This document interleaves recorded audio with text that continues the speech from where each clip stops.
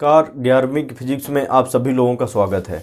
देखिए भाई, जो है ये क्लास आपकी न्यूमेरिकल की क्लास चल रही है, बल न्यूटन के गति विषयक नियम। इसमें न्यूमेरिकल देखिए चल रहे हैं। तो देखिए इस न्यूमेरिकल में हमारे पास क्या दिया हुआ है, सभी लोग ध्यान से न्यूमेरिकल देखेंगे।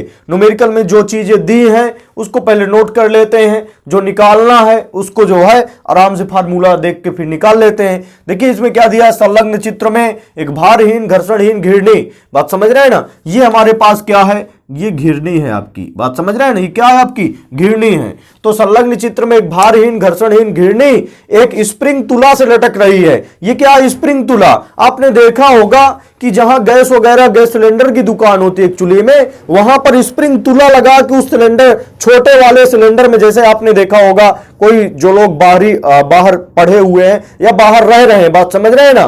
तो जो लोग यदि गैस भराने जाते हैं छोटे वाले सिलेंडर में, तो करते क्या है दुकानदार, करते क्या है भाई, पहले गैस डाल देते हैं। जो है गैस डालने के पहले उस सिलेंडर को तौल लेते हैं, कहते हैं कि 6 किलोग्राम का है, बात समझ रहे हैं ना। 6 किलोग्राम भार बल का है। वो एक्चुअली में सिलेंडर बल का भार कितना होता है, 6 किलोग्राम भार बल या 4 किलोग्राम भार बल। इसके बाद गैस भर देते हैं, फिर इसके बाद 2 किलो गैस भरा, जैसे तो 4 + 2 कितना हो जाना चाहिए, चूल्हे में 6 किलोग्राम भार बल हो जाना चाहिए, बात समझ रहे हैं ना। तो यहां से ये स्प्रिंग तुला है, बात समझ रहे हैं ना, कमानीदार स्प्रिंग तुला इसको कहते हैं। तो इसमें क्या है, इसमें से हम जो है किसी लटकते हुए द्रव्यमान का भार ज्ञात कर सकते हैं, भार बल किसी लटकते हुए। जैसे ये वस्तु मान लीजिए 20 किलोग्राम की है, इसको जो है हम ऐसे तराजू से ना तौल पाए, बात समझ रहे हैं ना, तो इसको जो है इसका भार बल हम स्प्रिंग तुला से जो है ज्ञात कर सकते हैं। तो देखिए कहेंगे क्या भाई, संलग्न चित्र में एक भारहीन घर्षणहीन घिरनी एक स्प्रिंग तुला से, ये क्या है आपका, ये स्प्रिंग तुला है, बात समझ रहे हैं ना। स्प्रिंग तुला से एक्चुअली में क्या ज्ञात किया जाता है, किसी भी वस्तु का भार बल, किसी भी वस्तु को क्या ज्ञात किया जाता है, भार बल ज्ञात किया जाता है। तो स्प्रिंग तुला से लटक रही है किसी भारहीन अवितान्य डोरी से, किसी भारहीन अवितान्य डोरी, ये दोनों क्या दिख रही है, डोरी, किसी भारहीन अवितान्य डोरी जो कि घिरनी के ऊपर से गुजर रही है, बात समझ रहे हैं ना। कि मुक्त सिरों से 1 किलोग्राम व 5 किलोग्राम के द्रव्यमान के 2 पिंड बंधे हैं। 1 किलोग्राम का ये पिंड है और ये कितने किलोग्राम का है, 5 किलोग्राम के 2 पिंड बंधे हैं। बताइए कि स्प्रिंग तुला का पाठ्यांक, स्प्रिंग तुला का पाठ्यांक का मतलब ये पूरी वस्तु, ये घिरनी सहित और ये सभी वस्तु, घिरनी तो भारहीन माना गया है, बात समझ रहे हैं ना। घिरनी को क्या माना गया, ये देखिए भारहीन घर्षणहीन घिरनी, तो इसमें तो एक्चुअली में कोई भार नहीं हुआ, बात समझ रहे हैं ना। लेकिन ये दोनों जो है, इन दोनों पर कितना भार बल लग रहा है, तो कितना भार बल, उसी भार बल को हमें ज्ञात करना है। तो देखिए ये जो है, जो नीचे का भार बल होगा, ये इसके तनाव बल T, बात समझ रहे हैं ना, क्रिया प्रतिक्रिया नियम के अनुसार। तो यहां से कुल जो पाठ्यांक होगा, कुल पाठ्यांक F बराबर ऊपर की ओर कितने बल से हम खींच रहे हैं दोनों पिंडों को, ये पहला बल T1 और ये दूसरा बल T1, तो T1 + T2 बल से हम कुल जो है, कुल बल कितना हो गया, कुल जो है कुल भार बल कितना हो गया, T + T मिला के कितना हो गया, T + T मिला के कितना हो गया, 2T हो गया, बात समझ रहे हैं ना।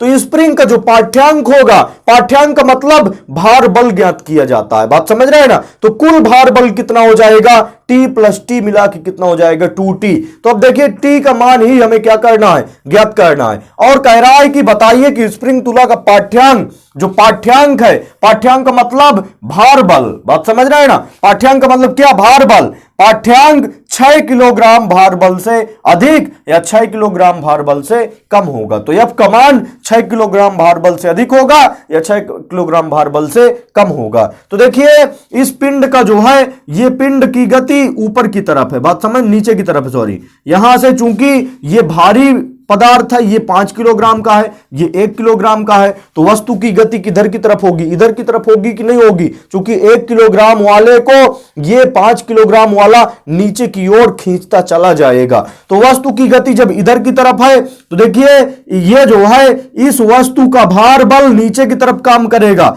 भार बल F जो है, भार बल W बराबर क्या हो जाएगा, W बराबर M × G होता है। M का मान 5 है, तो 5 इंटू में क्या हो गया, G हो गया। देखते जाइए ध्यान से भाई, बात समझ रहे हैं ना। तो वस्तु का भार बल नीचे की ओर, तनाव बल ऊपर की ओर, बात समझ रहे हैं ना। तो इस वस्तु पर दो बल कार्य कर रहे हैं कि जब किसी वस्तु पर दो बल विपरीत दिशाओं में कार्य कर रहे होते हैं तो उन दोनों का परिणामी क्या होता है, दोनों के अंतर के बराबर होता है। और अंतर किससे किसका होता है, ज्यादा वाले से कम वाला अंतर कर दिया जाता है। तो देखिए यहां से जो है ये पहला पिंड है मान लीजिए और ये दूसरा पिंड है। तो फर्स्ट पिंड के लिए ध्यान से समझेंगे भाई। फर्स्ट पिंड के लिए जो है जो परिणामी बल F बराबर होगा, परिणामी बल F बराबर क्या होगा, यदि किसी वस्तु पर दो बल विपरीत दिशा में कार्य कर रहे हो तो इन दोनों बलों का परिणामी क्या होगा, दोनों के अंतर के बराबर होगा। और अंतर किससे किसके ज्यादा होगा, भार बल ज्यादा है इसीलिए वस्तु को नीचे की ओर खींचता चला जा रहा है। तो भार बल 5G माइनस क्या हो जाएगा, तनाव बल T हो गया। ये आपका फर्स्ट इक्वेशन बनेगा, बात समझ रहे हैं ना। या यहां से थोड़ा सा मान रख दीजिए, F का मान F बराबर क्या होता है, M इंटू ए होता है। तो M का मान कितना है, इस पिंड का द्रव्यमान कितना है 5, तो यहां से M का मान 5 हो गया इंटू ए हो गया। F बराबर M इंटू ए बराबर क्या हो गया 5G माइनस T। ये फर्स्ट इक्वेशन हुआ। अब सेकेंड पिंड की बात करेंगे। सेकेंड पिंड के लिए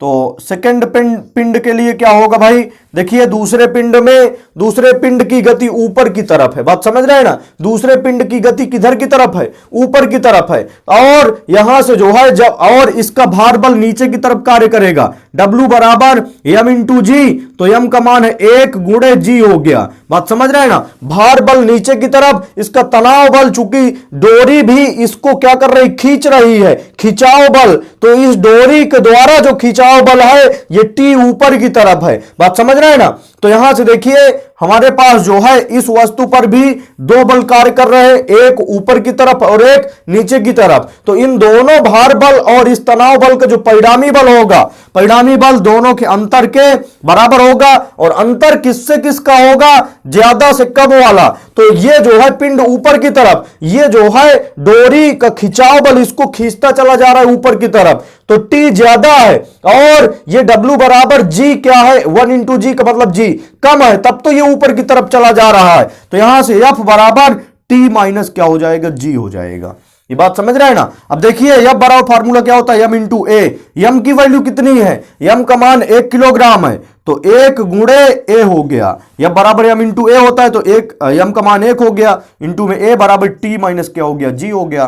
तो 1 का कोई मतलब नहीं, तो A बराबर इतना आ गया। अब देखिए A का मान समीकरण 1 में रखने पर, A का मान समीकरण 1 में रखने पर, समीकरण 1 में रखने पर, A का मान समीकरण 1 में रखने पर, तो A का मान समीकरण 1 में रख दो तो यहां से कितना बनेगा 5 इंटू A की वैल्यू कितनी T माइनस G, और बराबर हो गया कितना 5G माइनस T हो गया, बात समझ रहे हैं ना। तो अब देखिए यहां से हमारे पास बनेगा 5 का अंदर गुणा करा दीजिए, तो 5T माइनस 5G बराबर हो जाएगा यहां से 5G माइनस T हो गया। तो अब यहां से देखिए भाई, यहां से माइनस वाले टर्म उधर ले जाइए, ये माइनस वाले टर्म इधर ले आइए, तो 5T उसी प्रकार ये माइनस T इधर ले आएंगे तो क्या हो जाएगा प्लस T बराबर 5G है। और इस 5G को उधर ले जाइए, माइनस में उधर जाएगा तो प्लस में 5G हो गया। अब देखिए 5T और T जुड़ गया तो कितना हो गया 6T बराबर 5G जुड़ के कितना हो गया 10G हो गया, बात समझ रहे हैं ना। तो देखिए T इज इक्वल टू कितना हो गया, T बराबर 10/6G हो गया, तो 10/6G। तो अब यहां से ध्यान से देखेंगे भाई,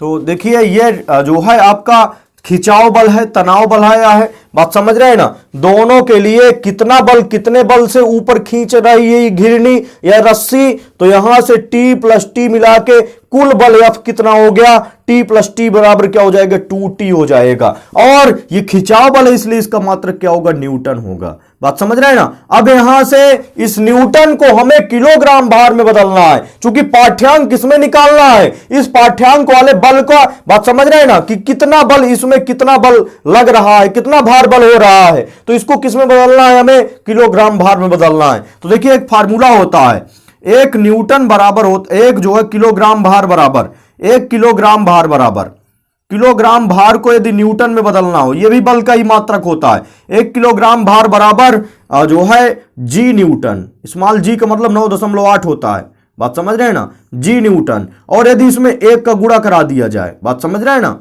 जी गुणे क्या कर दें, 1 कर दें, तो यहां से देखिए यदि जी को इधर ले आओ, ये गुणे में है, तो 1 अपान क्या हो जाएगा, जी किलोग्राम भार, जी किलोग्राम भार बराबर क्या हो जाएगा, इधर जी गुणे में था, इधर आया किसमें हो गया, भाग में। ये देखिए 1 बटे क्या हो गया, जी बराबर इधर क्या बचा, 1 न्यूटन। तो यदि न्यूटन से, बात समझ रहे हैं ना, किलोग्राम भार में बदलना हो, 1 न्यूटन बराबर 1 बटे जी किलोग्राम भार, तो यहां से न्यूटन से किलोग्राम भार बदलना हो तो कितने गुणा, 1 बटे जी का गुणा कराते हैं। तो यहां से टी इज इक्वल टू कितना बनेगा, 10 बटे 6, और जी उसी प्रकार 10 बटे 6 जी। इस न्यूटन को, बात समझ रहे हैं ना, न्यूटन में कितना किलोग्राम भार, 1 बटे जी किलोग्राम भार, तो न्यूटन को किस में बदल लेंगे, किलोग्राम भार में। तो न्यूटन में कितना किलोग्राम भार, 1 बटे जी, और न्यूटन से किस में बदल गया भाई, किलोग्राम भार में बदल गया, बात समझ रहे हैं ना।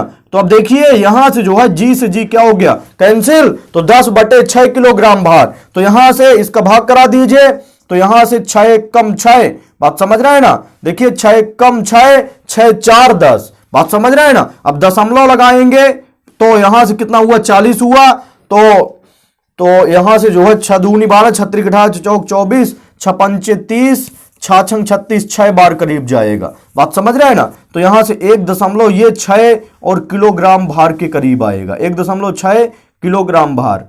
तो देखिए ये जो है ये किससे कम है कि अधिक है भाई, ये जो है जो तुला का, ये तो अभी टी का मान निकला है, बात समझ रहे हैं ना। अतः तुला का पाठ्यांक एफ बराबर कितना हो जाएगा, तुला का पाठ्यांक एफ बराबर कितना हो जाएगा, तुला किसको नापता है, पाठ्यांक का मतलब नापना, क्या नापता है, ये भार बल को नापता है। तो भार बल एफ बराबर कितना हो गया, ऊपर की तरफ कितने से बल से खींच रहा है दोनों को, टी प्लस टी मिला के 2t बल से, बात समझ रहे हैं ना। तो एफ बराबर क्या हो जाएगा, टी प्लस टी इंटू बराबर 2 इंटू टी। तो अब यहां से वैल्यू रख दीजिए, 2 इंटू टी का मान कितना है, 1.6 है, अर्थात एफ इज इक्वल टू कितना हो जाएगा, 16 दूना 32, 3.2 किलोग्राम भार, बात समझ रहे हैं ना। तो अब सीधा सा कह सकते हैं यहां से किलोग्राम भार, तो कह सकते हैं कि तुला का पाठ्यांक 6 किलोग्राम भार से कम होगा। सीधा सा आंसर क्या बनेगा, तुला का जो पाठ्यांक होगा, पाठ्यांक का मतलब ये भार बल, बात समझ रहे हैं ना, तुला का पाठ्यांक 6 किलोग्राम भार से कम होगा, ये कह सकते हैं इसमें। देखिए दूसरा नंबर क्वेश्चन है, ध्यान से समझिएगा भाई। यहां से हमारे पास जो है क्वेश्चन में कह रहा है 70 किलोग्राम का एक व्यक्ति जो समुद्र में स्थित किसी नाव पर सवार है, बात समझ रहे हैं ना, दिमाग में इमेजिन करना इस क्वेश्चन को। एक 70 किलोग्राम का एक व्यक्ति है जो समुद्र में स्थित किसी नाव पर सवार है, बात समझ रहे हैं ना, नाव पर सवार है, को एक हेलीकॉप्टर की सहायता से उठाया जाना है। मान लीजिए हमारे पास एक हेलीकॉप्टर है यहाँ पर, बात समझ रहे हैं ना, यहाँ पर क्या स्थित है, एक हेलीकॉप्टर स्थित है, बात समझ रहे हैं ना, हेलीकॉप्टर स्थित है। तो यहां से देखिए ये हेलीकॉप्टर है, बात समझ रहे हैं ना। तो हेलीकॉप्टर ध्यान से देखेंगे भाई, देखिए ध्यान से समझिएगा भाई, क्वेश्चन जो है हमारे पास, मान लीजिए हेलीकॉप्टर है, बात समझ रहे हैं ना, और रस्से की सहायता से ये आदमी चढ़ेगा इसमें। तो देखिए 70 किलोग्राम का एक व्यक्ति, इसका भार कितना है, इसका द्रव्यमान एम बराबर कितना है, 70 किलोग्राम। ध्यान से समझिएगा भाई, यहां से जो है, और इसका भार बल किधर की तरफ कार्य करेगा, इसका भार बल नीचे की तरफ, W बराबर क्या हो जाएगा, mg, W बराबर क्या हो जाएगा, भार बल W बराबर mg, नीचे की तरफ कार्य करेगा। तो यहां से 70 किलोग्राम का एक व्यक्ति जो है समुद्र में स्थित किसी नाव पर पहले सवार है, बात समझ रहे हैं ना, को एक हेलीकॉप्टर की सहायता से क्या है, उठाया जाना है। इस जो है नाव में सवार है, इसको हेलीकॉप्टर की सहायता से क्या करना है, ऊपर उठाया जाना है। इस प्रक्रिया में एक रस्से का क्या किया गया है, इस प्रक्रिया में एक रस्से का उपयोग किया गया। ये देखिए इसका, ये क्या है आपका, ये रस्सा है, बात समझ रहे हैं ना, रस्से का क्या किया गया है, उपयोग किया गया है, और जो 100 किलोग्राम भार का महत्तम बल वहन कर सकता है। मतलब ये जो रस्सा है, इस रस्से में खिंचाव बल अधिक से अधिक कितना लगाया जा सकता है। जैसे मान लीजिए रस्सा हो, रस्से में जो है ये कितना भार वहन कर सकता है, भार बल 100 किलोग्राम भार बल वहन कर सकता है। रस्सा 100 किलोग्राम भार बल, यहां से इस पे कोई वस्तु रख दें 200 किलोग्राम भार बल की, बात समझ रहे हैं ना, तो रस्सा टूट जाएगा। क्यों टूट जाएगा भाई? इस पे जो खिंचाव बल है, बात समझ रहे हैं ना, जो तनाव बल है, तनाव बल का मान 100 किलोग्राम भार बल से अधिक नहीं होना चाहिए। यदि खिंचाव बल कितना होगा, जैसे रस्से को खींचा जाए पकड़ के, यदि खिंचाव बल 100 किलोग्राम भार बल से कम हो, बात समझ, चूंकि दिया कंडीशन जो रस्सा है, ये जो है रस्से का प्रयोग किया गया है जो 100 किलोग्राम भार बल का महत्तम बल क्या वहन कर सकता है, अर्थात ये जो है ऊपर की तरफ जो तनाव बल है, बात समझ रहे हैं ना, नीचे की तरफ ये आदमी 70 किलोग्राम का है, ये लटक रहा है रस्से में, और ये रस्सा खिंचाव बल कितना, तो देखिए यहां से हमारे पास जो है जो तनाव बल, जो खिंचाव बल है, बात समझ रहे हैं ना, खिंचाव बल कितना दिया है, खिंचाव बल जो है किससे अधिक नहीं होना चाहिए, 100 किलोग्राम भार का महत्तम बल ये जो है क्या कर सकता है, वहन कर सकता है। जैसे ये हमारे पास मान लीजिए रस्सा होता, बात समझ रहे हैं, कोई आदमी इसमें लटक रहा है, तो ये जो है कितना ऊपर की तरफ खींच सकता है, ज्यादा से ज्यादा 100 किलोग्राम भार का महत्तम बल क्या कर सकता है, रस्सा वहन कर सकता है। तो यहां से हमारे पास देखिए ये वस्तु लटक रहा है, तो वस्तु का भार नीचे की ओर काम करेगा, और यहां से रस्सा क्या करेगा, इस आदमी को खींचना शुरू खींचेगा, बात समझ रहे हैं, खिंचाव बल या तनाव बल ऊपर की ओर होगा, और ये खिंचाव बल अथवा तनाव बल कितना होना चाहिए, कितना रहना चाहिए, तनाव बल 100 किलोग्राम भार का महत्तम बल वहन कर सकता है। तो रस्सा का जो है, रस्से का जो तनाव बल है या जो खिंचाव बल है वो कितना होना चाहिए, 100 किलोग्राम भार होना चाहिए, बात समझ रहे हैं ना। तो अब देखिए यहां से मान के क्या चलेंगे, माना, और आगे देखिए क्वेश्चन क्या कह रहा है, हेलीकॉप्टर को किस महत्तम त्वरण से उठना चाहिए कि रस्सा टूटे नहीं। हेलीकॉप्टर को किस त्वरण से, मान लीजिए ए त्वरण से ऊपर उठेगा, जिससे जो है क्या होगा, रस्सा टूटेगा नहीं। तो यहां से मान लेंगे यदि हेलीकॉप्टर ए त्वरण से ऊपर उठे, यदि हेलीकॉप्टर ए त्वरण से ऊपर उठे, तब यहां से क्या हो जाएगा, तब रस्सा टूटेगा नहीं, तब रस्सा टूटेगा नहीं, तब रस्सा टूटेगा नहीं, टूटेगा नहीं।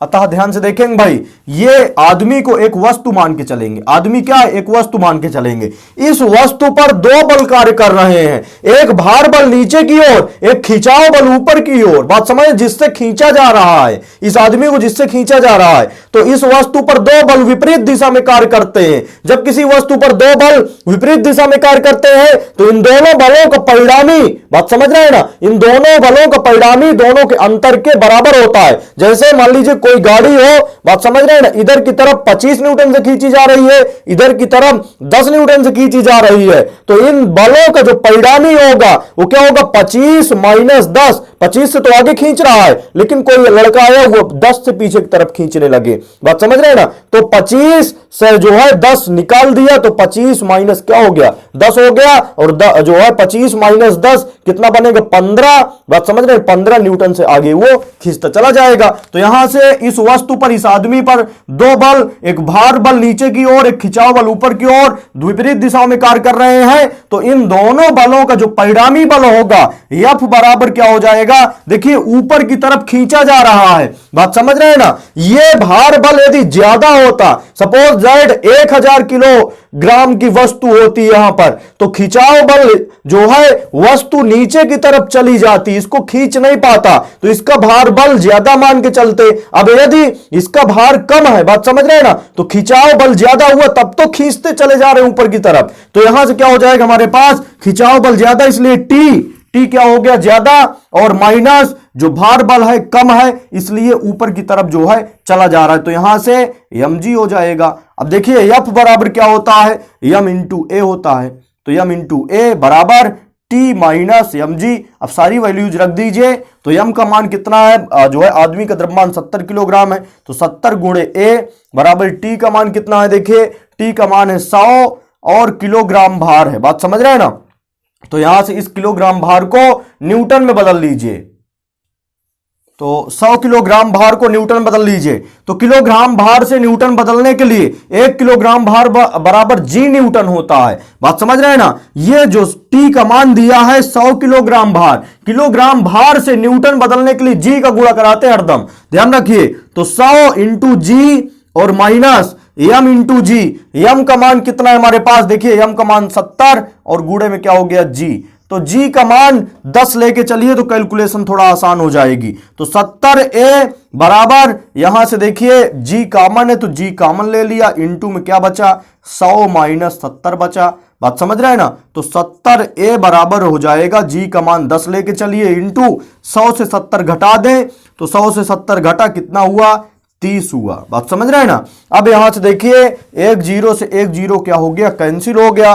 तो a इज इक्वल टू कितना हो गया 10 तिहाई 30 और ये 7 गुणे में इसको इधर ले आओ तो बटे में क्या हो गया 7। अब यहां से कैंसिल करा दो, 7 एकम 7, 7 चौक 28, 28 2 30। बात समझ रहे हैं ना। दशमलव लगाए तो 20 हुआ, 7 दूनी क्या हो जाएगा 14, 14 6 20। बात समझ रहे हैं ना। दशमलव लगा था तो यहां से 4.2 ही रखिए इसको। ए बराबर क्या हो जाएगा 4.2 मीटर प्रति सेकंड स्क्वायर। तो इसी त्वरण से यदि ऊपर उठेगा हेलीकॉप्टर तब जो है रस्सा टूटेगा नहीं। तो इस प्रकार के क्वेश्चन भाई परीक्षा में आते हैं आपके और आगे कंपटीशन के लिए महत्वपूर्ण है। ये टॉपिक आपका थोड़ा सा, ये सवाल इसमें थोड़ा सा टिपिकल है हल्का सा। यदि क्रम बाई क्रम बढ़िया देखेंगे, बात समझ रहे हैं ना, तो पूरी तरह से सवाल क्रम से बढ़िया उसी प्रकार समझ में आते चले जाएंगे। बात समझ रहे हैं ना। कहीं पर भी दिक्कत हो तो आप बताइए, सवाल जो है सवाल सही ढंग से लगाते जाइए। घर में भी कुछ जो है आप देखिए पढ़िए तब जाके कुछ हो पाएगा।